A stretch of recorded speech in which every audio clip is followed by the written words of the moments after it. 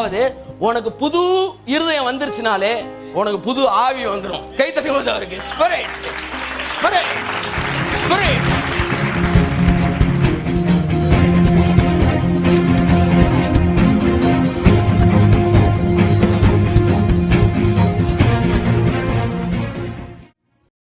That is the introduction of the next coming following verse.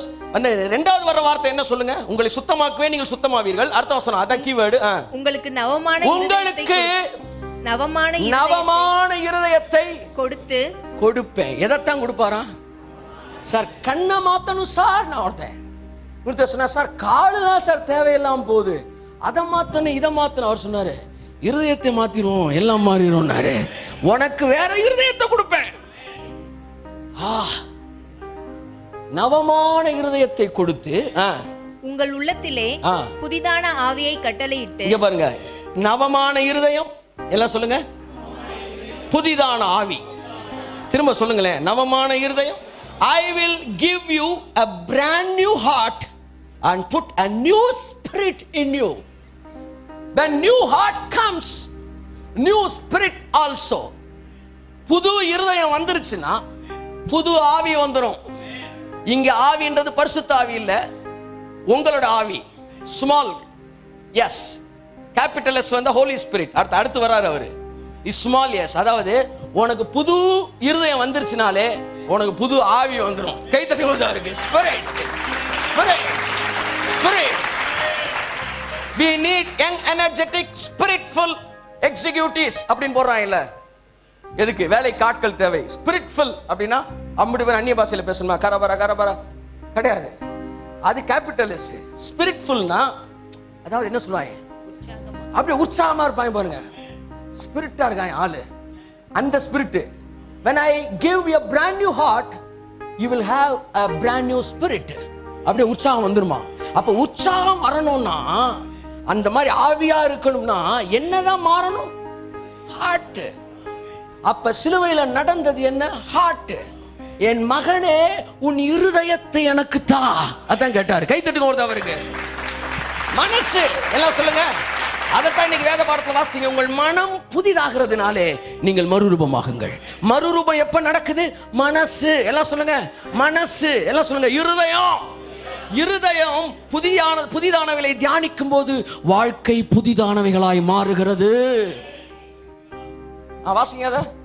உங்களுக்கு புதிதான இருதயத்தை, அடுத்த வாரத்துல கண்டினியூ பண்றத, உங்களுக்கு நவமான இருதயத்தை கொடுத்து உங்கள் உள்ளத்திலே புதிதான ஆவியை கட்டளையிட்டு கல்லான இருதயத்தை உங்கள் மாம்சத்திலிருந்து எடுத்து போட்டு சதையான இருதயத்தை உங்களுக்கு கொடுப்பேன். கை தட்டுங்க ஒருத்தவருக்கு.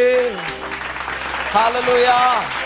என்ன சொன்னாலும் கேட்க மாட்டேன்றான். இருதயத்தை, கல்லான இருதயம் எடுத்துட்டு சதையான கிறிஸ்துவுக்குள்ள வந்த உடனே முதல் heart transplantation.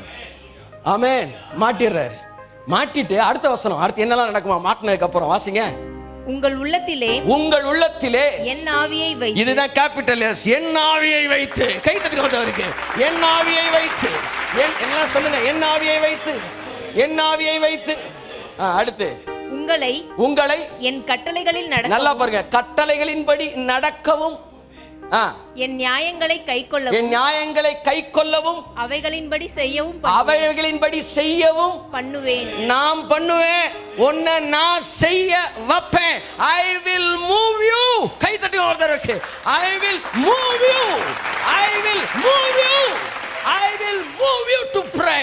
I will move you to read Bible. I will move you to live a holy life. I will move.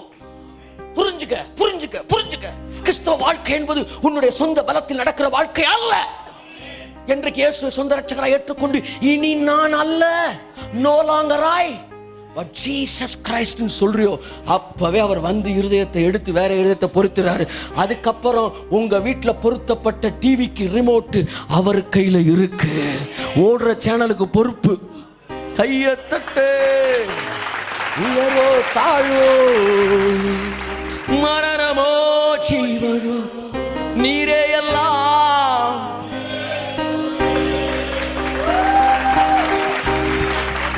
அவருடைய கூடாரத்தில் கம்பீர சத்தம். ஹல்லேலூயா, ஹல்லேலூயா, ஹல்லேலூயா. I will move you. என்னுடைய கட்டளையின்படியும் பிரமாணங்களின்படியும் நான் ஒன்னு நடக்க வப்பேன். I will கை தட்டுங்க. You will. Amen. It is not my will but thy will. Hallelujah.